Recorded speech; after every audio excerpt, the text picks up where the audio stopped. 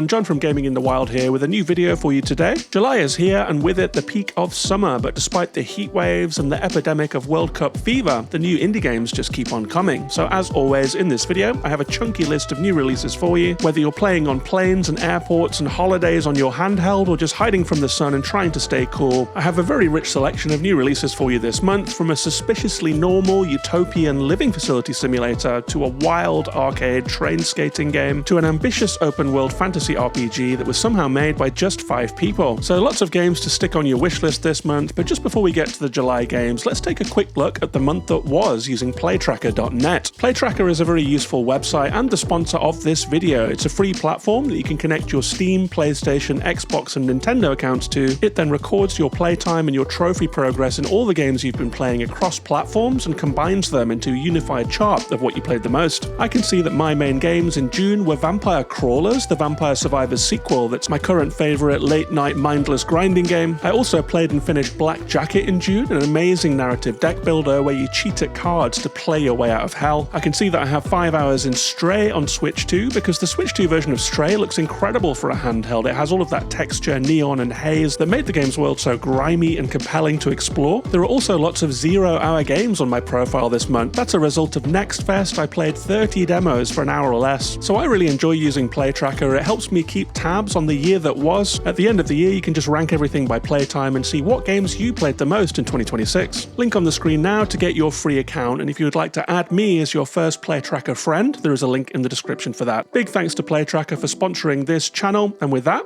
let's get on with the video.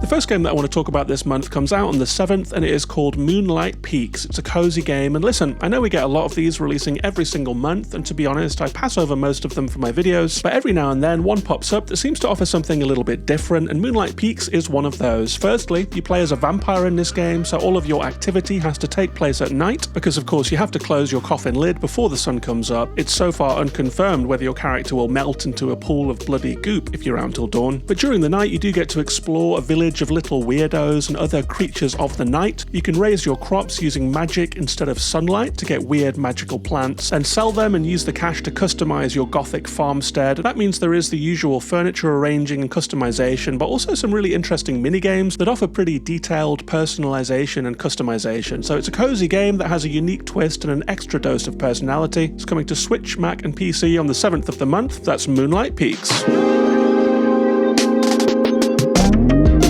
As well as cozy games, another genre that we see an awful lot of every month is roguelikes. We've been living through a modern roguelike renaissance in the last few years, from Dead Cells to Rogue Legacy 2 to Hades, and even AAA variants like Returnal and Saros, so we're awash with roguelike gameplay to the point of saturation, but again, sometimes we get one that does things a little differently. Ascent to Zero is an isometric action roguelike that distinguishes itself from the pack with a time freeze mechanic. This means that you can slow and stop time to reposition your character around frozen enemies and deploy special attacks that will take them out while they can't defend themselves. And as well as the usual run-based gameplay, builds, synergies and power-ups, it looks very cool in motion. I felt really drawn to trying this one out, so I've included it for you here. It drops on Steam on the 13th of the month. That's Ascend to Zero.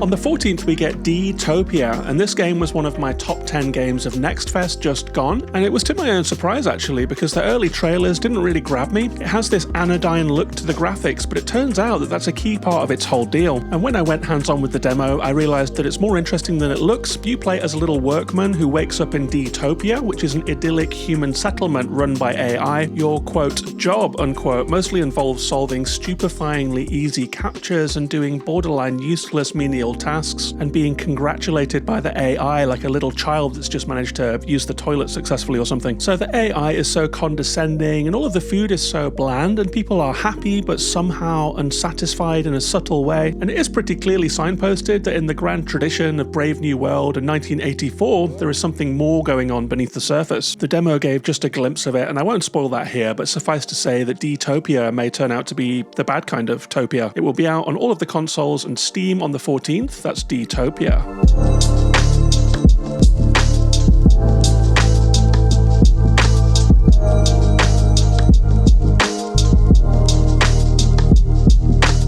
next day on the 15th, we get Denshattack, and I feel like this game really needs no introduction. You've probably seen trailers and social clips and so forth because it's a very, very eye-catching game. It blew up after being shown at Summer Game Fest last year, and it's finally coming out this summer. It's the train skating and tricking game. I played the demo. I had a few problems. It needs Street Fighter-style Hadouken inputs and fast button combos to pull off tricks. You'll be tricking, turning, power sliding, hopping between different tracks, taking items to different human settlements, doing deliveries and taking down enemies and bosses. It's a crazy looking game, and I'm glad that it has kicked off the way it has. It seems destined to be a cult classic. You can play it on PC and all of the current gen consoles on the 15th. That is Denshattack.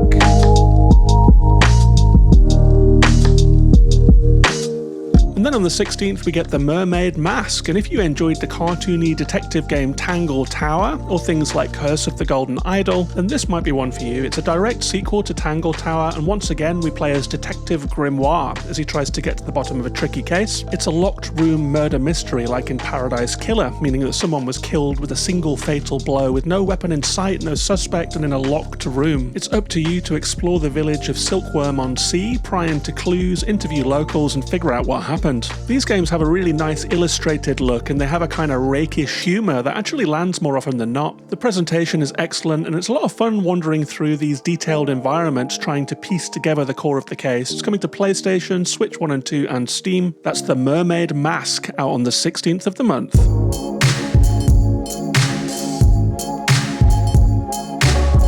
There are actually 3 games coming out on the 16th. The second is Moss, the Forgotten Relic. And if you are a VR player, I'm sure you're familiar with the Moss series. 1 and 2 were made for VR. I played them during my short time with PSVR 1, but now it's coming to console so everyone can play it. I remember that in VR, you were actually reaching out with your hands to move blocks around, clear bridges, clear the way forward, and play chess-like puzzles to help this little mouse guy move through detailed fantasy environments. And it's nice that Moss, the Forgotten Relic brings this series out of VR for the first time. It reworks the first 2 games for console and controller, so I will be very interested to see how that gameplay translates when you're using a controller instead of waving your hands around in VR. I will add that these games have a very innocent storybook feel to them, so if you have any kids in your life, maybe it's one to play with them. That's Moss, the Forgotten Relic, coming to all of the consoles and Steam on the 16th of July. And then rounding out the 16th, we have a very interesting looking game called Dead Weight, which really entranced me when I watched the trailer, and I will go into why. It's a fantasy adventure in which you sail skyships between floating islands and then engage in turn-based combat on tiny battlefields. It reminds me a lot of Advance Wars, which I used to play on my tiny little Game Boy Advance SP on my way to work in London, so it's definitely tripping a nostalgia switch in my mind. I will say that I was a little bit bummed to see that it's a roguelike, because I'd imagined it more as an RPG with linear progress, where you play each sequence of levels once and then move on to the next with bosses and story beats and so forth. So I really wish it had a campaign mode, but hey, I'm here to talk about what the game in front of me is rather than what it's not, and this looks great whatever the genre. That's Dead Weight, coming to Steam on the 16th.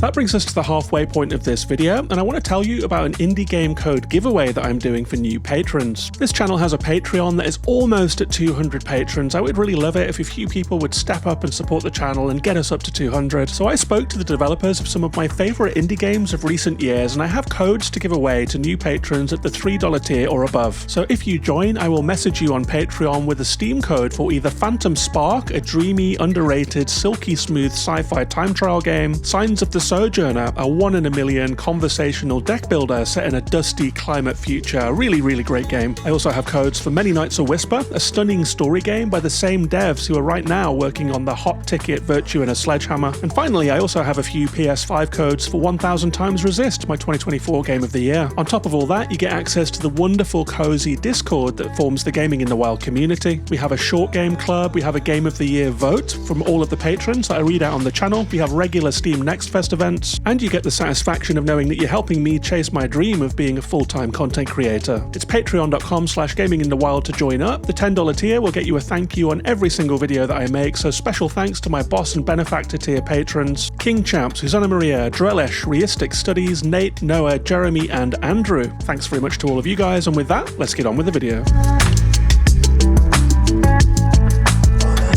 This next game really stands out from the pack. There's not much like this out there. It is Desktop Explorer, and it was another game that really popped at Next Fest. And it's easy to see why. It's an original puzzle game set in a fictional Windows-esque OS. You solve puzzles by using all of the features of a computer desktop, like opening images and scanning them for clues, resizing windows, checking dates and metadata on files, and searching through emails from various people. It includes a lot of observation and deduction as you piece together clues to progress, and you're learning more about a family mystery as well, using nicknames and pet names as passwords, and getting access to different user profiles to piece the mystery together. Fascinating stuff, and definitely want to play with a mouse for the full desktop detective experience. That's Desktop Explorer, coming to Windows only on the 17th of the month.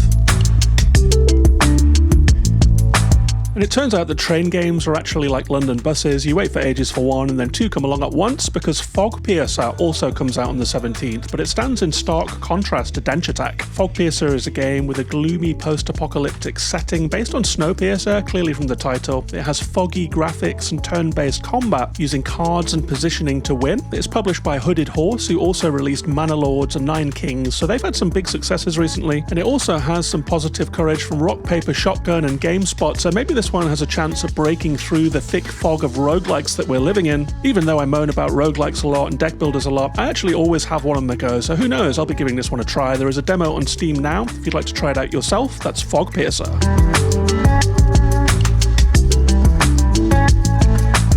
Next up on the 20th, we get Zero Space. It's a pretty intriguing one. It's a hybrid RTS RPG, meaning a real-time strategy role-playing game. That means it has two distinctive modes. The first looks a little bit like Mass Effect, where you're chatting to your sci-fi crew and making decisions about the way forward. And then in the other side of the game, you're playing a real-time strategy game where you're deploying and building units, fighting off enemy hordes and that kind of thing. So imagine that something like StarCraft and something like Mass Effect had a baby game together, and that might look a lot like Zero Space. It's an interesting cocktail, and the bits where you see your squad holding off a teeming mass of Starship Troopers style aliens look really, really good too. Steam only for now. That's Zero Space, out on the 20th.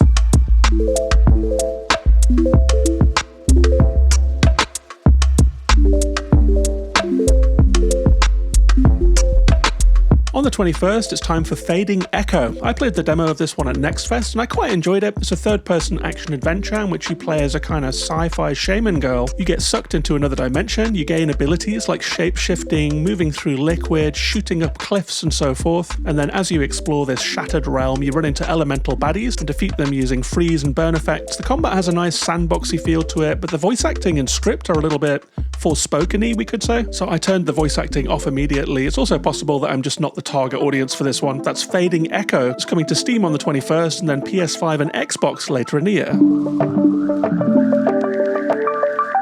Check it. On the 22nd, we get Lost in Tandem, a mellow sci-fi puzzle platformer set in an alternate timeline of Earth where the end of the 90s actually did bring about a millennium apocalypse. In the absence of humanity, nature has reclaimed the Earth, and playing as one of the last humans, you find a robot with some mysterious coordinates in it that seem really important. That's enough for your protagonist to set out on a journey through this broken land to see where the robot leads you and to see if the signal is maybe coming from some other survivors. So a pretty intriguing scenario, and you can play this one solo, but it works best in co-op. In fact, it has a split screen mode where one person plays the robot and another the protagonist. Imagine it maybe as a co-op Planet of Lana type game. That's Lost in Tandem, coming to Steam on the 22nd. Check it.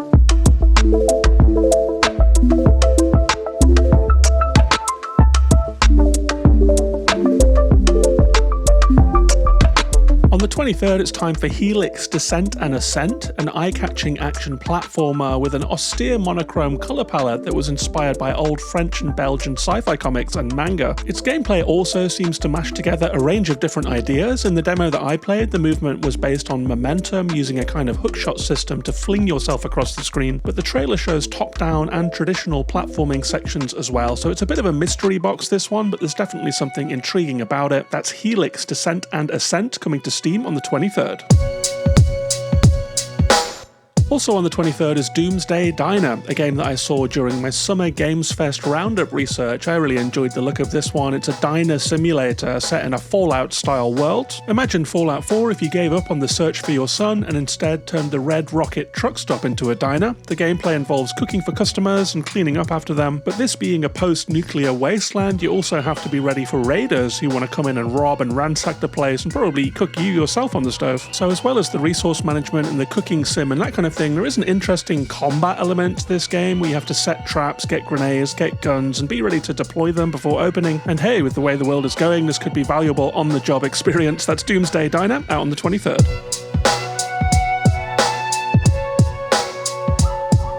And one of the more intriguing games of the month is actually Forsaken Realms Vahirns Core. I included this game on the list mostly because I'm very impressed with its scale and ambition. It's a full-fat third-person action RPG in the Bethesda style, the kind that we usually see coming from the biggest game companies in the world because they're hard to make, but this one was made by a team of 5 people in the UK. My mind leapt straight to wondering if they used generative AI, but the team specifically says on their Steam page that no Gen AI was used, and that it's a handcrafted universe voiced by real actors. And it certainly shows well in the trailer, with crunchy-looking melee combat, archery, magic, exploration, skill trees, bosses, and a generally vivid visual style. It is a small team game, so I wouldn't go into it expecting AAA polish, but I'm definitely intrigued by what they've made here. It's Steam only for now, it's out on the 27th, that's Forsaken Realms Vahirns Core.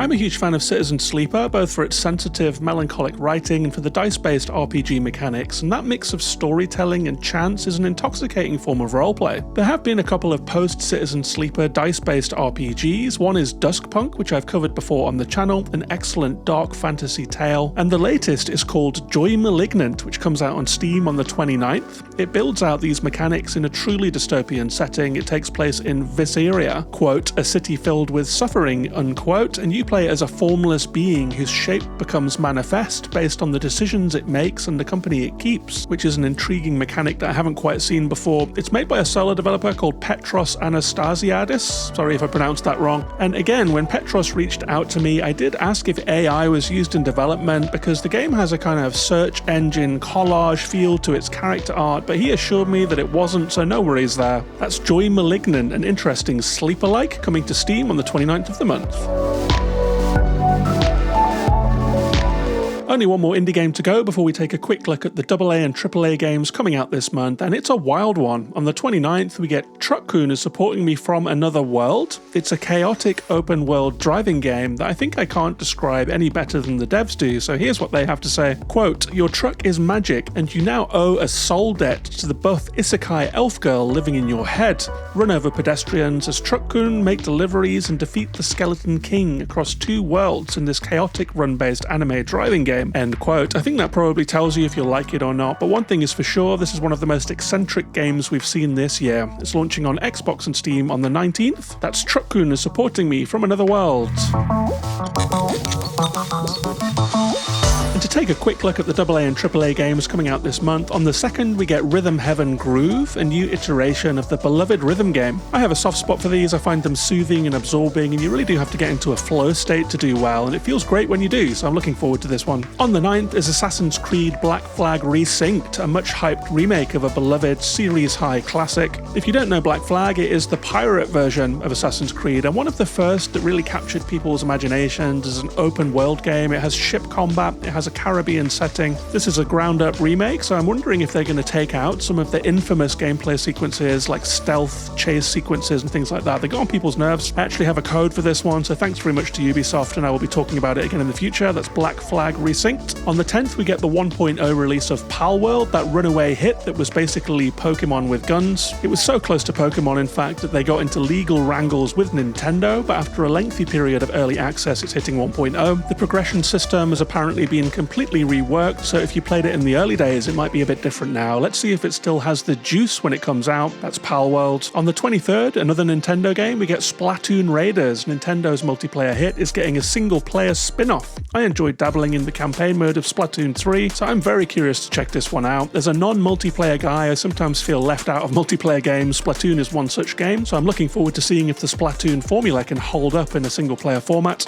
And then on the 28th, we get a big one. It's Halo Campaign Evolved, and nobody seems to know quite what's going on with Xbox anymore. First, they transitioned into being a multi-platform publisher. This game is part of that push, and it seems to be going really well for them. They famously became the biggest publisher on PlayStation for a while there. It made sense, seeing as console sales have bottomed out for Xbox, meaning not enough people own an Xbox to make their games profitable. And then they decided to reignite the console wars and reel that back and pull in their PS5 versions, which could have made sense if they hadn't immediately announced that they're also trying to divest Double Fine, Ninja Theory, a bunch of their studios, they're kind of shutting down their games division to some degree, or at least dramatically downscaling it, which seems to be in conflict with everything else that they're doing. It's chaos really, with no clear vision for the way forward for Xbox, but in the meantime, hey, Halo's going to be on PS5 now. It's like when Sonic was on Switch, but now it all feels very normal to all of us. So that's it, that's the video. That is July of 2026. I really hope that you enjoyed the video. If you liked it, please subscribe to the channel, drop a like, drop a comment, share it with a friend, stick it on a Reddit channel, tweet it, whatever, it all helps. This channel has been building steadily throughout this year. I'm headed towards 1.5 million total plays right now, so thank you for being here. Thanks to everyone who watches, shares, comments, likes, and don't forget that you can join the Patreon and get a free indie game code in the process. I'm going to put a link on the end card here to the Gaming in the Wild podcast if you'd like to hear me talking more about games. And with that, take care of yourselves and each other, and I'll see you on the next one.